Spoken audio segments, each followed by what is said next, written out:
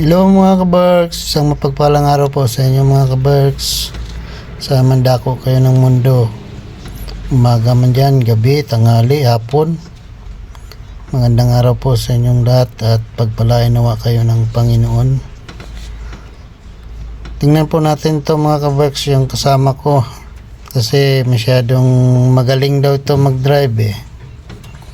Kayo na maghusga kung talagang magaling ha. Tingnan nyo. Ayan siya mga kabarks, oh. Ang bilis ng takbo, tingnan nyo. Ang bigat ng karga niyan mga kabarks, parang sa racing road. Bug! Yan. Cellphone pa more. Magaling daw yan mag-drive, sabi ng manager niya. Kontraktor kasi yan mga kabarks, kaya napakahusay daw mag-drive yan eh. Paano hindi siya umpog dyan, nagsi-cellphone, nakatingin sa cellphone, hindi tinitingnan yung side mirror niya o kaya likuran niya.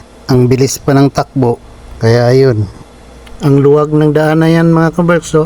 Nagbayad siya dyan mga kabarks, 4,800 reals binayaran niya dyan. Sinibak din. Ganyan po talaga sila, mahilig magpasikat. Nasibak na, nagbayad pa. Eh wala naman siya kalaban dyan para makipag-unahan. Puro cellphone lang kasi ginagawa. Kaya yun, oh. Tanggal angas niya dyan. Sinibak ng manager niya. Yan lang mga kabarks. Sana mayroon tayong natutunan kahit konti. Salamat sa panonood. Bye bye. God bless. Jesus loves you.